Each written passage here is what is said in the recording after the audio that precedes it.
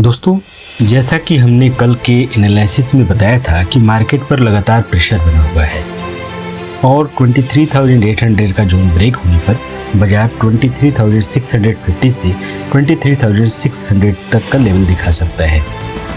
हमने साफ कहा था कि जब तक मार्केट इस जोन को स्ट्रांगली रिक्लेम नहीं करता तब तक हर बाउंस पर सिर्फ सेल ऑन राइज मिल सकता है। और दोस्तों, आज मार्केट ने बिल्कुल वही कहानी दिखाई। निफ्टी ने न सिर्फ 23,800 का लेवल ब्रेक किया बल्कि 23,600 का मेजर सपोर्ट भी तोड़ दिया और क्लोजिंग दी 23,364 के आसपास। यानी मार्केट अब ऑफिशियली वीक स्ट्रक्चर में एंटर कर चुका है।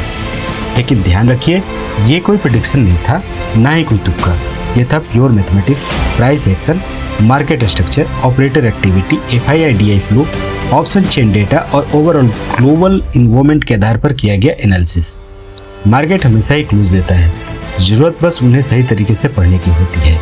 तो आइए अब हम समझते हैं कल यानी 13 मई 2026 के लिए मार्केट का पूरा सेटअप क्या कर रहा है, कौन सा लेवल सबसे डेंजरस है, कहाँ ऑपरेटर टैप बिछा सकता है और स्मार्ट मनी अभी मार्केट में क्या गेम खेल रहा है। मार्केट स्ट्रक्चर और प्राइस एक्शन के साथ दोस्तों आज निफ्टी ने साफ तौर पर वीकनेस दिखाई है। 23,600 का क्रूशियल सपोर्ट डिसिसिवली टूट गया। डेली टाइम फ्रेम पर लोअर हाई लोअर लो स्ट्रक्चर बना। क्लोजिंग डे लो जोन के पास हुई। रिकवरी के हर प्रयास पर हेवी सेलिंग आई और सबसे महत्वपूर्ण बात, निफ्टी अब 200 डीएमए के नीचे सस्टेन कर रहा है। टेक्निकल टर्म में इसे मार्केट वीकनेस का सबसे बड़ा संकेत माना जाता है। अब 23,500 सपोर्ट नहीं बल्कि एक स्ट्रॉन्ग रेजिस्टेंस बन चुका है। अब बात करते हैं सबसे बड़े प्लेयर्स की। आज के प्रोविजनल डेटा के अनुसार एफआईआईज ने लगभग 11,450 करोड़ की भारी बिकवाली की है। वहीं डीआईआईज ने लगभग 7,820 करोड़ की बाइंग की है। लेकिन दोस्तों, असल कहानी यहाँ छुपी हुई है। एफआईआईज की इतनी बड़ी सेलिंग कोई मामूली बात नहीं होती। इसका मतलब है कि ग्लोबल फंड्स अभी भी एग्रेसिवली इंडिया से पैसे निकाल रहा है और जब तक ये सेलिंग 3,000 करोड़ के नीचे नहीं आती तब तक मार्केट में कोई भी रिकवरी टिकना मुश्किल होगा। डीआईएस मार्केट को संभालने की पूरी कोशिश कर रहे हैं, लेकिन फिलहाल स्मार्ट मनी कोशिश दिखाई दे रहा है। अब स्मार्ट मनी का गेम समझिए। निफ्टी ने डेली टाइम फ्रेम पर बीओएस यानी ब्रेक ऑफ स्ट्रक्चर दे दिया है। चार्ट पर साफ दिखाई दे रहा है liquidity grab, weak pullback, supply zone rejection, lower high formation. यानी अभी बड़े प्लेयर्स हर बाउंस पर सप्लाई क्रिएट कर रहे हैं। रिटेल ट्रेडर्स डीप बाइंग कर रहे हैं, लेकिन स्मार्ट मनी हर रैली पर सेलिंग कर रहा है। अब ऑप्शन चेन की बात करते हैं। 23,500 और 23,600 स्ट्राइक पर एग्रेसिवली कॉल राइटिंग दिखाई दे रही है।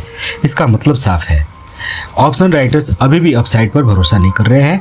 जब तक मार्केट 23,650 के ऊपर सस्टेन नहीं करता तब तक overall trend sale on rise ही माना जाएगा।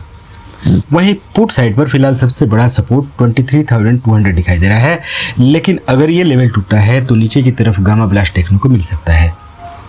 अब सबसे डेंजरस इंडिकेटर इंडिया विक्स आज लगभग 18.7 पर बंद हुआ है। यानी मार्केट में डर और वोलेटिलिटी दोनों बढ़ रहे हैं। इसका मतलब ऑप्शन प्रीमियम तेजी से स्पाइक या डिके करेंगे, स्टॉप लॉस हंटिंग बढ़ेगी, वायलेंट स्विंग देखने को मिल सकते हैं। और दोस्तों, कल वीकली एक्सपायरी के करीब का दिन है, इसलिए वोलेटिलिटी डबल हो सकती है। अब ग्लोबल प्रेशर समझिए। ब्रेंट क्रूड अभी भी $105 से 107 के बीच बना हुआ है। यूएस ईरान टेंशन की वजह से ऑयल प्राइसेस लगातार ऊपर बने हुए हैं और इंडिया एक ऑयल इंपोर्टिंग कंट्री है, इसलिए हाई क्रूड इंडियन मार्केट के लिए नेगेटिव सिग्नल है। डॉलर इंडेक्स यानी डीवाईएक्स अभी लगभग 106 के आसपास मजबूत बना हुआ है। जब डॉलर इतना स्ट्रांग होता है तो एफआईआईज इमर्जिंग मार्केट से पैसा निकालना शुरू कर देते हैं। इंडियन रुपी अभी लगभग 95.40 के ऑल टाइम वीक जोन में ट्रेड कर रहा है। जब करेंसी गिरती है, एफआईआईज का एग्जिट और तेज हो जाता है, इंपोर्ट कॉस्ट बढ़ती है, इन्फ्लेशन प्रेशर बढ़ता है, मार्केट सेंटीमेंट कमजोर हो जाता है। यानी ग्लोबल इन्वायरमेंट फिलहाल इंडियन मार्केट के खिलाफ दिखाई दे रहा है। मेजर रेजिस्टेंस जोन जो है वो 23,500 टू 23,600, यही सबसे बड़ा सप्लाई जोन रहेगा। जब तक मार्केट इस जोन के ऊपर सस्टेन नहीं करता तब तक हर बाउंस पर सेलिंग प्रेशर आ सकती है। मेजर सपोर्ट जोन जो है 23,200 पर है। अगर ये लेवल रिसेसिवली टूटता है तो फिर अगला साइकोलॉजिकल सपोर्ट होगा 23,000। मोस्ट डेंजरस ट्रैप जोन है 23,450 टू 23,550 का जोन सबसे डेंजरस हो सकता है। यही ऑपरेटर मार्केट को साइडवेज घुमाकर कॉल और पुट दोनों तरफ के ट्रेडर्स को ट्रैप कर सकता है। इसलिए इस रेंज में रैंडम ट्रेड लेने से बचिए। कल का गेम प्लान समझिए। अगर बेयरिश कंटिन्यूस सेटअप होगा उस कंडीशन में अगर मार्केट 23,350 के नीचे सस्टेन करता है तो डाउन साइड टारगेट हो सकते हैं 23,210 एंड 23,150। गैप अप सिनेरियो में अगर मार्केट कल गैप अप खुलता है तो तुरंत एग्रेसिव बाइंग मत करना। पहले देखिए वी वेब सस्टेन हो रहा है नहीं, वॉल्यूम सपोर्ट कर रहा है नहीं, रिजेक्शन कैंडल बन रही है या नहीं। अगर वीकनेस दिखे तो फिर डाउन साइड कंटिन्यूस पॉसिबल है। गैप डाउन सिनेरियो में अगर हैवी गैप डाउन ओपनिंग मिलती है तो पैनिक स्ट्रॉन्ग से बचिए, क्योंकि ओवरसोल्ड मार्केट में short covering, trap bounce, violent recovery भी देखने को मिल सकती है।